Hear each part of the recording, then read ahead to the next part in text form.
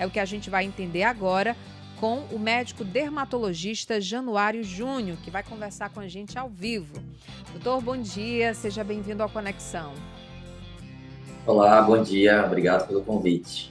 Doutor Januário, se é modinha, realmente muitas pessoas fazem e é um público assim muito extenso, né? Vai de adultos e também chega a crianças.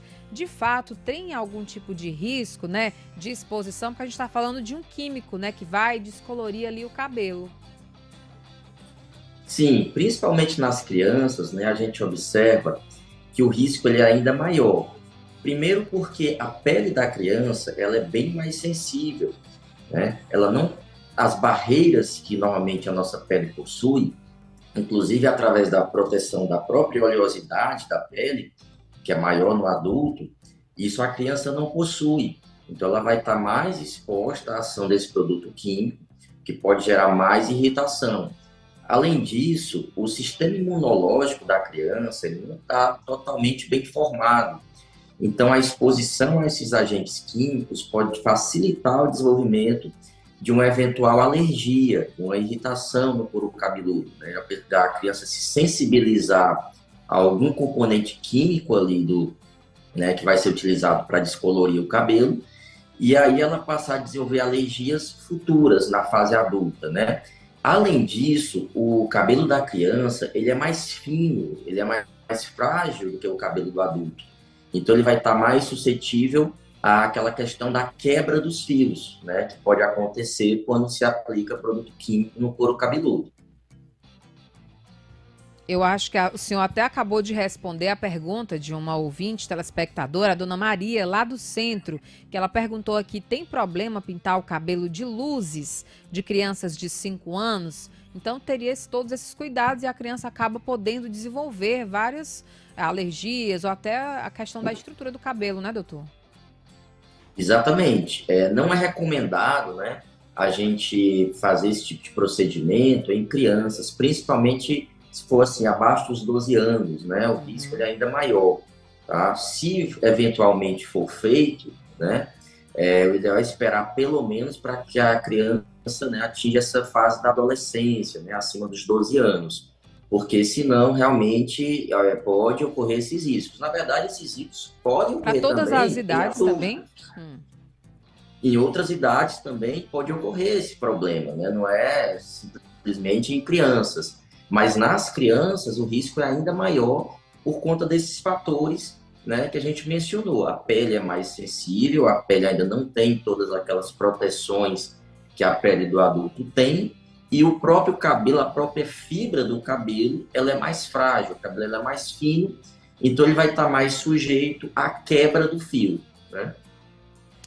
E outra pergunta, né, como você acabou de citar, doutor, falando, né, desses prejuízos não só para crianças, né, mas para todas as idades, né, para quem decide platinar o cabelo, né, descolorir, quais seriam esses cuidados, né, que a pessoa deve ter na hora de aplicar a química? A gente não está falando nem dos prejuízos dos fios, né, mas na hora de aplicar mesmo a química, falando ali no couro cabeludo, principalmente homens, né, que fica ali muito próximo. O ideal é a gente fazer o que a gente chama de teste de contato, né? Que é pegar uma pequena quantidade do produto que vai vir a ser aplicado e colocar na região anterior do braço, né? Ali próximo do cotovelo, né? Na parte da frente. E deixar esse produto lá 24, 48 horas para ver se vai ter algum desenvolvimento de irritação, de alergia, para saber se aquela pessoa vai ter essa sensibilidade, né? E o outro teste que é importante, que aí já normalmente é feito pelo próprio cabeleireiro também, né? É o teste da mecha, que é aplicar uma certa quantidade do produto, uma pequena mecha do cabelo, para ver se aquele cabelo vai tolerar, se vai aguentar aquele procedimento, aquele produto que vai ser utilizado, para ver se ele não vai quebrar, né? Então, esses são os dois principais procedimentos que eu acho que são os mais indicados. É lógico que toda vida que você vai mexer no cabelo, né, fazer algum tipo de procedimento químico no cabelo, é interessante a gente observar como é que está a qualidade daquele cabelo, se é um cabelo que está bem hidratado, se é um cabelo que está bem nutrido, né? Porque senão é importante fazer todo um tratamento, todo um cronograma capilar de tratamento, de nutrição, de reconstrução capilar, para que esse cabelo venha a tolerar o procedimento que vai ser feito. Você falou aí, né, de alguns cuidados, e eu queria saber, doutor, se tem algum perfil de pessoa, né, que, por exemplo, de repente já tem algum tipo de comorbidade, ou já é alérgico, né, no caso de idosos, tem algum perfil que tem que ter mais cuidado e atenção nesses tipos de procedimentos?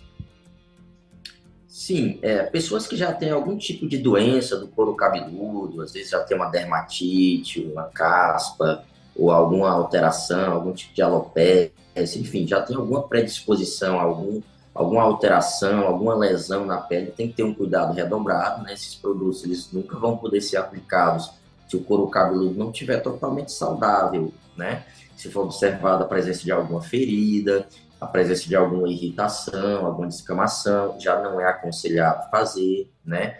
Os idosos também entram naquela mesma questão que a gente comentou das crianças, né? Também costumam ter um couro cabeludo mais sensível, a própria fibra do cabelo com a idade, ela pode ir afinando, então o cabelo ele vai se tornando menos resistente também, né?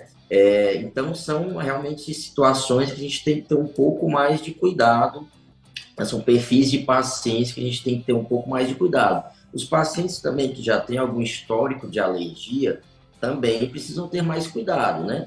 O ideal é que o paciente saiba a que componente ele tem, né, essa referida alergia, para conferir no rótulo do produto que vai ser utilizado se não consta aquela substância que o paciente já tem alergia, né? Senão é bem provável que ele venha realmente a desenvolver algum procedimento, alguma irritação, alguma alergia em decorrente do uso do produto. E, doutor, naquele caso em que a pessoa ela fez o procedimento, de repente não teve algum cuidado ou teve alguma surpresa, né? Uma irritação, uma queimadura, algum tipo de alergia, o que é que ela tem que fazer, né? Qual é o primeiro procedimento a se fazer? O primeiro procedimento a se fazer é retirar, né, o produto, né? Tirar qualquer tipo de contato, remover imediatamente esse produto do couro cabeludo, né? E em seguida, o mais adequado é procurar assistência médica, porque aí vai precisar se avaliar o grau de lesão que aconteceu, né? Se foi uma irritação mais leve, se foi uma queimadura mais profunda, se houve uma quebra do fio, né, do cabelo, enfim, e a partir daí a gente estabelecer uma conduta dentro do grau de lesão que o paciente possa ter sofrido, né? Mas o principal, primeiro, é a prevenção, né? Antes de fazer qualquer tipo de procedimento nesse sentido, você procurar um profissional experiente, um profissional capacitado, um profissional responsável, que vai saber avaliar todos esses cuidados que a gente comentou, né? Mas, se eventualmente acontecer alguma coisa, é realmente remover imediatamente a substância que ocasionou o problema e procurar assistência médica para se avaliar a melhor conduta. É isso, muito importante, viu, minha gente? A gente está conversando aqui sobre essa nova tendência de cabelo platinado, né? Trazendo aí todas essas informações para você com o médico dermatologista Januário Júnior. Agora, outra dúvida muito recorrente, doutor, é nos casos da pessoa, ela platinou o cabelo, né? Deu tudo certo, não teve nenhum problema, mas aí com que frequência ela pode renovar, né? Esse descolorimento do cabelo com segurança? Qual é a frequência mínima? A frequência mínima seria em torno de 15 dias, mas preferencialmente após um mês, né? Na verdade, isso é uma média de tempo. A gente precisa avaliar como é que vai estar a fibra do cabelo, tá? Porque uma vez que já foi submetido a um procedimento químico, a estrutura do cabelo ela já vai estar diferente, o cabelo já vai estar mais frágil, as cutículas mais abertas, o cabelo já pode apresentar aquela porosidade, um excesso de ressecamento, ou seja, já não é um cabelo original, é um cabelo que já vai ter, né, sofrido na sua estrutura um procedimento químico. Então, o ideal é assim, você poder avaliar, né, caso a caso, como é que vai estar a fibra do cabelo, sempre estar fazendo algum procedimento de hidratação, procedimento de reconstrução da fibra, mas se for para a gente colocar um prazo médio, né, se possível após um mês, e um prazo mínimo, assim, pelo menos 15 dias. Essa é uma média que também alguns profissionais, né, que trabalham com esses tratamentos químicos, né? Algumas empresas que trabalham com esses cosméticos, né? Isso é um prazo médio que seria preconizado, mas claro que isso tem que ser avaliado caso a caso. Cuidados esses, né, que muitas mulheres já têm, né, de ter todo esse cronograma, toda essa adaptação. Alguns homens também, hoje em dia, já têm essa prática também de cuidar muito bem, mas ainda a taxa, né, de homens que às vezes só faz o procedimento e não cuida, ainda é alta, né? Então a gente faz esse alerta também para, se você, claro, quer entrar na modinha, na tendência, também tem que cuidar do antes e do depois, né, doutor? Exatamente. Às vezes o homem ele não tem, né, o mesmo cuidado, essa mesma rotina, né, de cuidados que a mulher já costuma ter no seu dia a dia, né, independentemente se faz procedimentos químicos ou não, né. Então, às vezes ele faz algum procedimento desse, às vezes até em casa, né, sem maiores cuidados, então ele vai estar sob mais risco de ter algum problema. Então, é importante que nessas horas ele possa também ter um acompanhamento de um profissional, né, de um cabeleireiro, né, assim, experiente, né, que possa acompanhar ele durante esse processo para minimizar o aparecimento aí de alguma eventual complicação. Então tá aí, dicas aí, né, importantes do médico dermatologista Januário Júnior. Muito obrigada, doutor, pelos seus esclarecimentos. Parece uma coisa simples, né, que todo mundo faz, como você até citou agora há pouco. Tem gente que faz em casa, mas tem que ficar alerta, né, para todos esses cuidados, né, do que pode acontecer e, claro, para que seja feito um trabalho de qualidade também. Muito obrigada pelas suas informações. Obrigado, eu que agradeço o convite. Grande abraço. Um abraço.